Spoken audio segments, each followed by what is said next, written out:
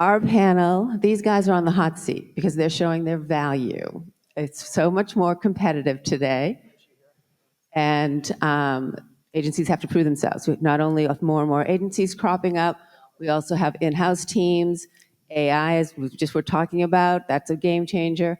So what this panel is all about is really sharing why agencies matter and what they're doing, and just saying how they keep up. So I'll let you guys introduce yourselves, and let me give this mic. All right. Hi, I'm Jody Biagini, and I am the VP of Paid Media at Porter Novelli. I've been there about 3 years and focus really on media strategy for our government and healthcare clients. Hi, I'm Robin Green. I just noticed something. This is a planning and buying summit, and I am neither a planner nor a buyer. I look after commercial growth strategy for tech and data solutions at Publicis Groupe. I came from Epsilon with the acquisition in 2019. Hi, I'm Brian McCord. I lead the media practice at RPA, a full-service agency out on the West Coast in Santa Monica. All right. Well, we've already established that you're very important. Okay, so we'll just get that right off in the bat. We're the last ones here on the day. Are we the most important? I don't know. They say the best for last, of course. Give them around. So let's just start with the overall question more broadly, but really, how are you as an agency offering value? What is your role? Let's start with you. Yeah, I mean, for us, we work in such a complicated industry. Obviously, we've been hearing about it all week here, but things are changing every day. There's industry trends, there's different vendor communications and just offerings and consumer insights and running the plans. And there's just so much to it that I think, from how I add the most value is it's my job to know and dig into all of these different areas. So it's really important for me to find what are those things that my clients really need to know about, and how do I actually deliver that information in a consumable manner and a shareable manner, because it's only a portion of what they are thinking about on a day-to-day basis. And that really helps me build that trust with the clients and really build that relationship. So when it comes to me delivering a plan, they already understand why maybe things change year over year. Why are they seeing new elements that they haven't seen before? Because we already had built that trust. And at that point, it's really a formality of just delivering the plan, because we've already kind of gone through that journey together as things develop over time. So Robin, I know you talked about more in terms of really knowing the audiences and being able to be very specific, which maybe that's something that the client won't have, availability to. Talk about that. It's a great question, actually. I mean, every agency that's represented here and up there on the screen, we all bring certain value adds to brands. I can't really speak for all of the community, but I can certainly speak for the group. And in our case, we bring a lot of things that perhaps other agencies can't really bring, and when it comes to audience strategy. As an example, experience. We've been in business for, close to 100 years now. Over the last 20 years, there have been a number of acquisitions that we've done to build up an entire ecosystem, all which goes to the service of understanding audiences, how those audiences interact with the brand, where they interact with the brand, how best to engage them, what channels, where are those folks engaging with you on a day-to-day basis, what works, what doesn't work, and all the topics that we've talked about the last 2 days, measurement, attribution, KPIs, they all come back to sort of one thing. I spend money into a specific channel to develop, and a response, to evoke a response from an audience. Did that audience deliver? That's where tech and data, which is my part of the business, comes in. Understanding through the reams and reams and reams of data that's out there, how do you pull out the nuggets of those various specific types of people you're trying to reach, and who's the most likely to respond, so that when you come down to this question of attribution and measurement and all the various KPIs that we talk about, it really does come down to what Adam just said a moment ago. If I have $1 to spend here, what do I get out of it, right? From my perspective, at least, it's all about audience. And then everything else is an outcome of how well the audience is designed and executed. Well, and so to your point, Robin, and I want to put this to you, Brian. So obviously it's the outcome, and ultimately it's about providing growth for your client. That's the bottom line. That's what they're looking for. So how do you optimize that? How do you streamline it? And to what you were saying earlier, Jody, how do you make it easier for them to create that kind of growth? Right. I mean, ultimately, if we're not growing our client's business, we shouldn't have a seat at the table any longer, right? So, for us, it's about really understanding what I always call the waterfall of objective. We understand we have media objectives. If we've got good clients, hopefully they give us a brief with media objectives. God forbid, right? I remember when we used to get those. It's okay. We develop them together, let's say, right? But we have media objectives. We have to understand what those objectives are doing in service of their overall marketing objectives. What is the CMO worried about every night, right? But what's that CMO worried about when he goes in front of the board? Right? We have to understand how those marketing objectives ladder up to business objectives. So that's when I talk about the waterfall is how do those objectives cascade? And then we have to make sure we have the right measurement approach in place to measure against those objectives and understand what's the causal relationship between media and delivering upon those objectives. So if we're looking for growth, we have to make sure we're planning for it at the outset with the right measurement tools to understand it. We've talked a lot today and the past couple of days about modeling. I'm a big fan of it. It has its limitations. Adam's exactly right. But I will take good as opposed to perfect all day long. And, I gave an example yesterday in the roundtable I was hosting about a specific example where we made a huge change for one of our clients and have driven growth with them, growth as it relates to what they're achieving relative to their spend, by showing them they don't need to run a full funnel marketing focus every year. They'd been spending top to bottom of the funnel in a category where they have a dealer distribution network. They themselves are not the point of sale. And yet they were running brand work, product work, launch work, but also trying to drive people ultimately to that point of purchase when they weren't the ones transacting. The point being, there are dealers, there are points of sale who will transact, right? My example wasn't in toys, but listening to the folks from Hasbro and Mattel, same kind of thing, right? They're not the point of sale for the majority of their sales. So I think we were able to show them through good measurement that if they focused to the upper part of the funnel, upper and mid, they would drive greater long-term impact, because what we were able to show through great measurement is that a dollar spent in brand in year one continues to drive sales years 2, 3, and 4. You are banking sales in the future with spend today. And that's not something that bottom of the funnel work does. Bottom of the funnel work will drive you the most sales in the next 30 days, all the time, right? But we were able to show that there's a growth opportunity by investing upper funnel. And it really did change how they went to market. Well, and the fact that you had that luxury or were able to show this is what's going to happen down the line, but you don't always have that. So, Jody, you have a client, they want to see those dollars right, they want to see results next week, but that's not always the case. You need to build sometimes, to Brian's point. So how do you then get your clients to go along for the ride and stay with it? Yeah, it's all about setting those expectations up front.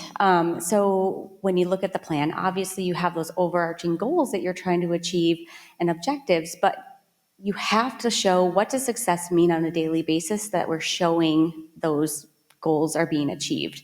And that's different by channel, by tactic, and really being able to showcase that incremental, growth of just showing that you're reaching some of those KPIs. And then on the back end, you're really having to look at how do we set up this campaign so we can pull out things that aren't just on a spreadsheet, and be able to pull out some of the insights that you were talking about, whether that be, things about attribution modeling and cross-channel analysis and things around view-through data, to be able to make some of those connections that help really inform some of those decisions. And again, it's up to you to build that into your conversations so that the client isn't just looking at those metrics and saying, this is what success looks like. You have to help them help define what is success and how are we building towards remind them what the overarching goal was when we began this conversation. Right. And well, so Robin, getting back to when you were talking about audiences, and sometimes a client may have a particular audience in mind, sometimes it has to evolve, and these are things that you can find out for them. Is it the same kind of, do you have to set it up, this is who we're looking at, or do you need to set those kind of expectations with your client? And how do you go about doing that to maybe, that might be different than what they're thinking? Sometimes, you know, to your point, they want one thing, but you know they need something else. It's a great question. I'll go back to something that Josh said 2 days ago, which I wrote down because I liked it. I may steal it. He said, I don't care about anything except that I sell more chicken, right? And at the end of the day, that's what it really does all come down to. So I translate that into, it starts with a brief, right? Everything that we do as agencies, it starts with what the client is trying to achieve. Now, as an agency with expertise and with experience, we bring all of that to the client, to the brand, to perhaps help shape what their expectations could be, or show them what's possible if they expand their thinking in this area or that area. And then we expose them to new technologies. We expose them to new ways of slicing and dicing data. When you look at, for an example, I mean, I'm a big fan of modeling too. In our environment, we are updating models at the rate of 1 billion models every 5 minutes every day. That's how fast the technology allows us to then update our models across all the audiences that we create. And so we bring that knowledge into a client's environment and show them, here's how you can be thinking about, or here's some insights that we can get out of the data that you already have available to you and what we can bring to you, right? And did you know, for instance, that your best customer is also shopping at these other brands for these kinds of products, and they're not coming to you for that, but we know that about them. So we can show clients that, and we can maybe even help them shape what their audience strategy should be. So, and Brian, I'll turn it to you, back to you. You're talking about how you're showing their different results, but what are the metrics in terms of what are those key metrics that you're looking at? And I'm assuming then you have to be transparent with that as well going into it. Transparency above all else in all ways. The metrics that we look at are typically going to be a business-related KPI. One of my biggest challenges sometimes with clients is they want to jump to a near-term media metric result. The campaign launched Friday. Give me a report Monday morning. How's it doing? And I want to say, I don't have a clue because it's too early. Your customer journey is more than 3 days. I wish we had 3 days sometimes. Let's all breathe, right? So I'm being provocative to be fun. It's Saturday morning, but so to give an example, right? I would far rather we're open to media metric KPI optimization, but I'm far more interested in, for example, one of our travel clients. We're looking at cost per booking start. That's what I want to look at, right? Someone has started the process of spending with them and booking an online trip. In QSR or CDR, right? Casual dining. Let's make sure we have that geolocation partner so we can look at incrementality of visit, right? That's the kind of stuff I want to be optimizing against. So I always challenge my teams to make sure that, yes, we watch media KPIs, but only as a signpost along the way of a customer journey. And if we aren't optimizing to a journey outcome, some sort of business KPI, then we've lost the plot. Well, and Jody, you talked about how it varies and depending on what they're looking for, but there's a key metric that are you more focused on? And to Brian's point, what are the actionable results? Like, how are you bringing the client along to maybe get to then the media type of metrics and things? That's tough. I think that really goodness, I feel like it's really difficult to get the conversation going in the right direction, right? Because they are focused on those weekly reports and how are things changing and year over year changes. Those are all important, but I think making sure that you're bringing it back to that conversation of what are we trying to achieve and are we achieving it? And that could look very different from a key metric than, looking at the modeling and really making decisions based on those models. So does it come down to, do you always have to look at the past? I mean, does it have to be something where this happened 12 months ago and then they're finally going to believe that it's going to work? I mean, it just seems like a very difficult thing to prove. That's the problem because, the past has data, but again, that doesn't show what's changed in the future, right? Last month, there's different things that are happening in market that have to make you change your media strategy. So yes, that can be something that's informing your strategy, but you also have to implement new things and make sure that you're showing that, this is a test. We don't know exactly how this is going to go, but if we don't evolve, you're not going to be as successful. Got it. Well, talking about evolving and being a part of things, because we heard from Trevor yesterday with Giant Spoon that you want these big things, you want to get people to be a part of, and you need to show them that this is something that's worth doing. Well, we also have all these big tentpole moments. We just came off of the Super Bowl. We have the Oscars this weekend, which I like. I hope I haven't watched any of the movies though. Anyone here watch any of the movies for the Oscars yet? No one? We got one here. It's like I used to watch them all and now I never see any of them. But anyway, that's neither. We don't need to discuss that. But the Oscars, I mean, $8 million for the Super Bowl, $2 million to the Oscars, March Madness, another $2 million, and just continues on. Not every client can afford that, and even those who can afford it don't necessarily want to spend that. How do you, though, have these moments, keep your clients part of the conversation, and still not have to spend those kind of dollars? So, Brian, let's start with you here. Yeah, I'm a big fan of finding ways to surround things without necessarily having to be to use a phrase, a title sponsor of something, right? You don't necessarily have to be an official sponsor, an official participant to still surround something. A great example is one we have done over the years for Acura, one of my clients who doesn't have the money to compete with Lexus and some of the other major luxury players, BMW, Mercedes, et cetera. But we are so thrilled every year as we approach March Madness. This is a big season for Acura in that we have a little bit of a footprint with in-game exposure.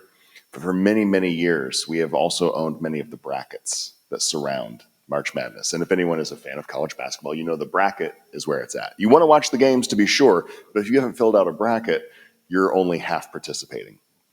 The brackets were not official NCAA sponsored. They didn't have those kind of price tags. It was a way for us to surround March Madness without paying the price tag to be in every game all through the tournament. The point of that is we were able to create a footprint that was much bigger than our spend. And the official luxury players, when you get to the end of the season and look at the end of the tournament, you get research results asking, customers and consumers questions like, who's the official automotive of NCAA March Madness? Many times we found Acura sitting at number 1 or 2 position with only having a smattering of on-air exposure because we surrounded other things that mattered. So it's finding that kind of creative way to understand where's the conversation happening, where are people participating in this cultural moment that may not be the official branded version of that. It's a great way to jump into something without paying full boat. Robin, you've been shaking your head a lot. Let's see. Yeah, I mean, adjacencies are beautiful ways to actually find ways to leverage the momentum that's coming off of an event.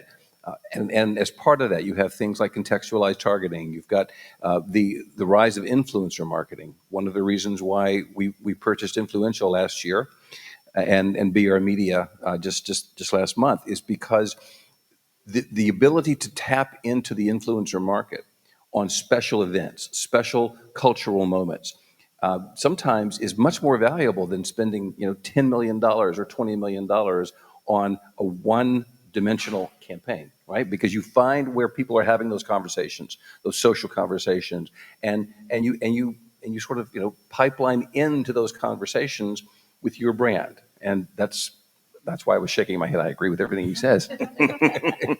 And Jody, I know for you, social media has played a big part. Talk about one of your clients that you did, and sort of going that geo-targeting? Yeah, I've never had Super Bowl budgets, so would love to hear what that's like. So it just helps me be really creative when I'm thinking about, how do we involve ourselves in that conversation. So an example that one of my past clients had was the Super Bowl was in Minneapolis, where I'm from, and it was a national nonprofit that actually got one of those booths at the fan festivals. And so if you've ever had the Super Bowl in your town, they do like a whole 10-day event where people are coming from all over the country, and then even people locally are coming in.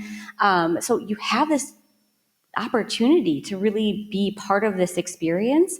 And so what we did was we helped our client create a VR experience for their booth. And as people are going on social and posting pictures of what they're doing while they're at this event, we're saying, hey, come visit our booth. Get out of the cold. It was negative 20 degrees in Minneapolis over the Super Bowl. So get out of the cold, come do something fun, learn about what our nonprofit was doing, and getting them in the door was that first opportunity. Once they were there, we were collecting their email address and being able to then do one-to-one retargeting after the event to say, you've learned, you were educated in this booth, but it was more for fun. Now we want you to get involved. We want you to come help save a life. That was kind of the call to action. And then people who actually didn't come to the event and be a part of our booth, we were still capturing those people with the geofencing data and being able to remarket to them after the event, after kind of the fun had died down, to say, you might have been exposed to our brand. Now let's put you in a sequential advertising experience across channels, get them educated, get that awareness, and then get that call to action. But using the opportunity like the Super Bowl to use that to be a part of the conversation, but really make a difference for the brand, but without the millions of dollars. Well, and it's multi-screen now. I mean, Right. no one is just, especially younger generations, they're not watching with just one. And it's almost, I was depleting a little bit from the game dollars. So talk about how you were able to leverage that. I think, Brian, you were just going to add something, or no? Oh, no, just nodding along, enjoying the Moving. conversation. But no, I think this is a good question for you, Robin. So when you're talking about that, and the audiences are now, they're watching maybe the linear, but then they have their phone in their hand and they are just, what's on TikTok and how is it being done? Because even just the halftime shows and all of that, how are you able to sort of leverage that? Yeah. So without it turning this into an advertisement, so the power of knowing, for instance, that Robin Green, that I have 3 computers that I use. I have 3 mobile devices that I use. I've got 4 smart TVs, whatever it happens to be, right? If a brand knows that through the power of data, they're going to now know when and where I'm on those devices and when and where to drop in certain messages. So in a game, I might be watching the big screen. I might be doing something on my computer, and I'm texting some friends on my, or I'm engaged socially with my friends. Perfect opportunities to drop in messages but you got to know that. You got to know where those people are. And the only way to know that is if you curate the data, and if it's maintained, if it's analyzed, and if it is made available to brands. And if I could just piggyback off of something that you just said a moment ago, I think this is a brilliant example of why agencies do matter. Yes, every brand has capabilities, has knowledge in their specific sphere, and maybe they bring some other knowledge, but it's the tribal knowledge of getting, engagement after engagement, industry after industry, all the learnings that agencies can amass over time, and bring the power of all of that and the benefit of that to every new brand experience that they have, right? And it's these types of examples are where an agency can really add that value. Back to the topic of our talk here. Well, I know when we were doing the initial prep call, Jody asked this question. What are the conversations you're hearing that says, I don't need an agency? And they're really, just to your point, you have the expertise, or the media buys. You're buying for all your different clients. So I guess I'm going to give you each your little 2 seconds or whatever. No, but your little bit of time. But if I ask you that question, what's your quick answer? The question is just why? Why? What is the Why? conversation? Why are you asking me what I can't do? No, I'm gonna go to Brian because I loved your answer, so I'm gonna let you. Oh yeah, well, I think my quick answer was. I can read it to you. Do you remember It what I was said? great. I was like, yes. I I'm gonna just- let you say it and not steal any of it. I've felt this for a long time. Like, good luck is my answer. Yes. Good luck. Good luck hiring the right talent. Good luck training them. Good luck giving them a career path where they feel motivated to develop. Good luck having all the tools in house that you need to be competitive. Good luck. Good luck. Good luck. Unless you're a It's not meant to P&G. be flippant, but like really, that's tough. Unless you are P&G, unless you have that kind of budget. Yeah, I mean, I would say, for instance, just bring Adam back up. Adam, everything that you said. I mean, exactly right. Or take a look at this, at every brand or every agency up here. Every one of those technologies requires investment. It requires expertise. It requires people. It requires time. It requires effort. Now, to do that yourself as a brand, certainly you could, but do you have the expertise? Do you have the talent? Do you have the budget? To your point, Brian, I mean, no, yeah, sure, we have unlimited budgets, right? Never. And agencies can bring all of that to a brand in the moment when the brand needs it. In my case specifically, clean room is a big piece of what I do, and I've heard a lot of brands and a lot of other folks talk about building a clean room from scratch, and that's good until you start realizing how much effort it takes, how much security it takes, all the privacy laws you have to be monitoring 24/7 to understand what data can go in, what data cannot go in, what can be shared, what can't be pulled out. All of that expertise doesn't just happen overnight. So that's where I think agencies bring their value. We'll leave it at that. And so this is awesome, guys. And just want to open it up to questions from the audience.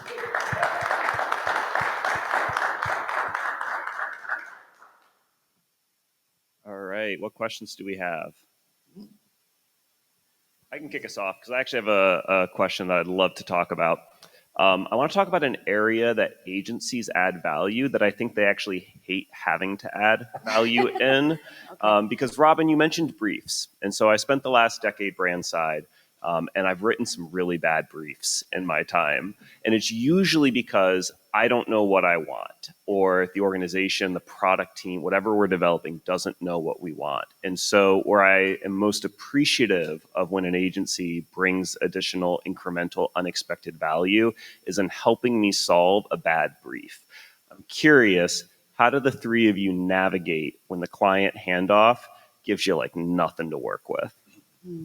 Well, again, it's our job to get that information, and it's our job to ask the right questions and make you think about what you're actually wanting to achieve. So it's that partnership. It's not you hand it off and we go do our work and then we deliver it. It's that true partnership that is going to add that value and make sure that we're all kind of going towards that North Star.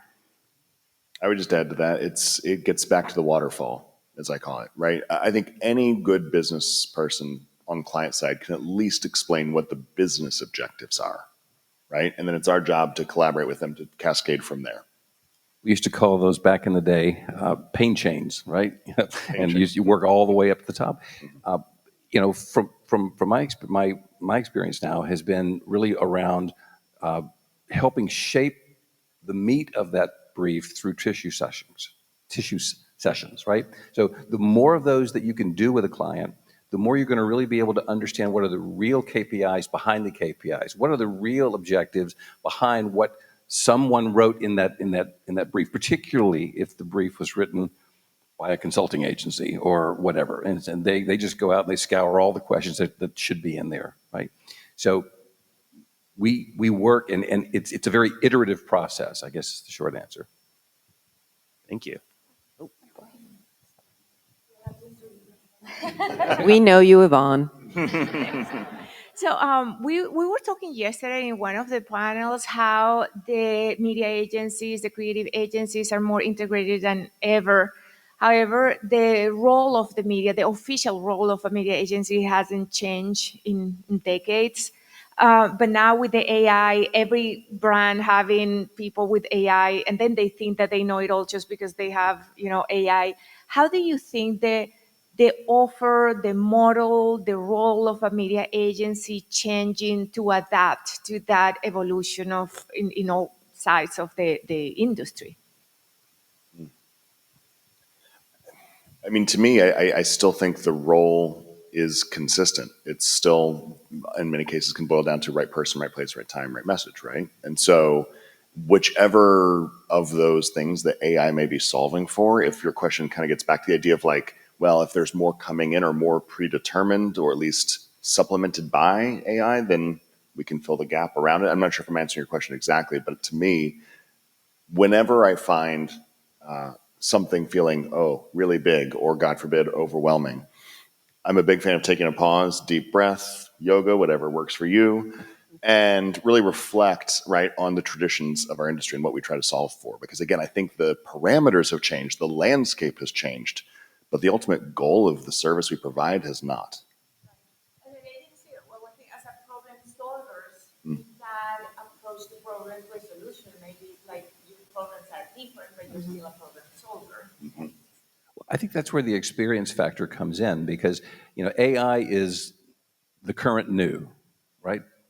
There's something on the horizon that you're going to be so wrapped up in AI right now that you're going to miss. The agency's responsibility is to be that lookout and to blaze that trail to make sure that when those technologies become available, we bring the expertise to the brand so that we can work with the brand. We become extensions of the brand as opposed to instead of the brand, right? So our folks and the brand's folks become part of one team. That's how I would say it. So I'm Sharon Aho from Bray Bender Cox. So how do you guys handle it when your budget that you're given, it's not going to solve the KPI? How do you handle that? Never happens. I mean, there's never enough budget, right? But you have to prove things out a little bit. I think that's where my approach always starts is, okay, again, setting the expectations, with this budget, we likely can get to this spot. We can likely get this far. So again, explaining that, not just kind of going back and saying, oh, I can't believe that budget. Like, you have to say, what, you have to have those hard conversations that this may not achieve what you're trying to achieve, but what we can do is X, Y, Z, and kind of go from there, and then have some small wins, and then build the budget from there. Because they likely don't have full control of that either, right? They're handed a budget to give to you, but if you can prove it out together, the money comes.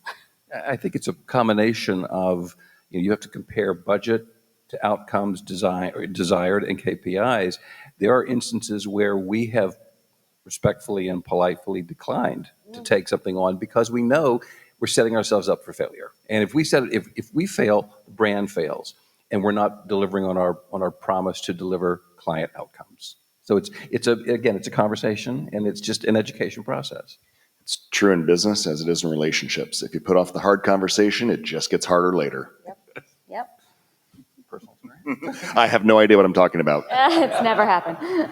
Hi, Carolina Portella, Media Hub Worldwide. First of all, I love that question. It's nice to know we all have the same challenges. Besides AI, what are some of the biggest hot topics or problems that you're finding keep coming up in your conversations with your clients that they're asking the agencies to kind of bring to the table? Well, I guess, is a good example is fraud and brand safety. It's been a big hot topic. So just making sure that we are partnering with people that we can trust and asking the right questions to our partners, that we're ensuring that we're putting our clients in a place that they don't have to worry. But I think that's one of the biggest challenges is there's so many elements to when you place media that things can go wrong, but ensuring that you're having the right conversations and putting the right things in place that you're not putting yourself at risk.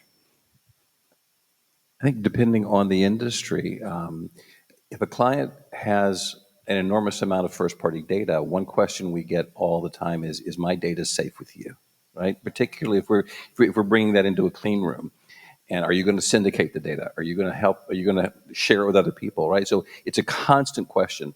I was speaking with someone yesterday, and in almost every conversation that we get into, one of the longest conversations, one of the longest negotiations is privacy, right? Is data integrity, is data security. So that one comes up all the time. Even in the midst of all the new technologies and all the capabilities, they still come back to some very fundamental things. Is my data safe with you? Meaning, is my brand safe in your hands, right? So it's just a constant assurance and reassurance. I would just say many of my clients are quite concerned right now about the potential for economic disruption forward.